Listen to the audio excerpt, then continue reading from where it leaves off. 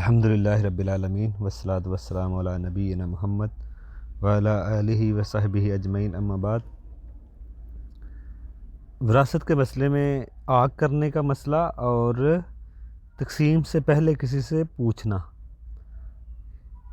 تقسیم کرنے سے پہلے کسی کو حصہ دینے سے پہلے اس سے پوچھنا کہ آپ کو حصہ چاہیے۔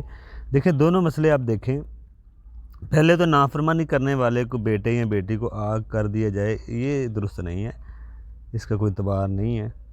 یا آپ اخبار میں دے دیا جاتا ہے، یعنی جائیداد سے بے دخل کر دینا، شریعت میں اس کی کوئی گنجائش نہیں ہے۔ باپ کو یہ حق نہیں دیا گیا کہ اسلام نے تفصیل قرآن میں حصے ہیں، نہ ماں کو حق ہے نہ باپ کو حق دیا ہے شریعت نے۔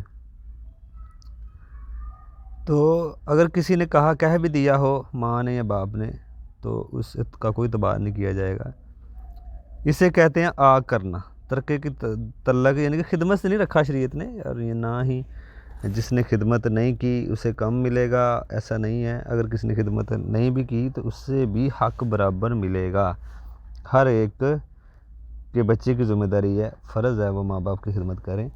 اگر کسی نے خدمت نہیں کی تو ترکے تقسیم کریں گے تو برابر حصے دیے جائیں گے، جو بھی حصے اللہ نے رکھے ہیں۔ تو یہ تو خدمت کا معاملہ، آگ کرنے کا معاملہ۔ اسی طرح ترکہ تقسیم کرنے سے پہلے پوچھنے کی ضرورت نہیں ہے، جن کا حصہ ہے اسے پہلے نکال لیں۔ کوئی خود سے نہیں کہے کہ مجھے نہیں چاہیے، کوئی خود سے یہ نہیں کہہ سکتا، پہلے اس کی تقسیم ہو۔ اگر کسی شخص نے نہیں بھی لینا تو پہلے وہ لے لے، پھر دے دے۔ اللہ نے کسی کو بہت دیا تو وہ دے دے، اور پوچھنا نہیں چاہیے۔ جیسے کوئی شرم میں کہہ بھی دیتا ہے کہ میں نے نہیں لینا، ٹھیک ہے نا، تو حق اللہ نے رکھے ہیں، تو اس لیے اگر کوئی آپ کو دے رہا ہے گفٹ یا ہدیہ کے طور پہ تو پہلے آپ لیں۔ جیسے حضرت عمر رضی اللہ عنہ کے بارے میں آتا ہے کہ نبی علیہ السلام نے ان کو کچھ کام لیا، ان کو عوض میں کچھ دینا چاہا، تو حضرت عمر نے کہا، سنن نسائی کی حدیث ہے، کسی اور کو دے دیں۔ تو آپ نے کہا اے عمر پہلے اپنے ہاتھ میں لے لو، جب ترکہ تقسیم ہو رہا ہو تو ایک یعنی کہ حق جو دے رہے ہیں آپ کسی کو، اس سے پہلے پوچھنے کی ضرورت نہیں ہے، پہلے ان کے ہاتھوں میں دے دیں، ٹھیک ہے نا۔ یعنی کہ جب ترکہ تقسیم ہو رہا ہو ہر ایک کو اس کا حق پہلے دے دو۔ اگر اسے ضرورت نہیں ہے، اگر وہ چاہے تو وہ اپنا مال کسی کو دے دے، ہاتھ میں لے کر دے گا تو ثواب زیادہ ہوگا۔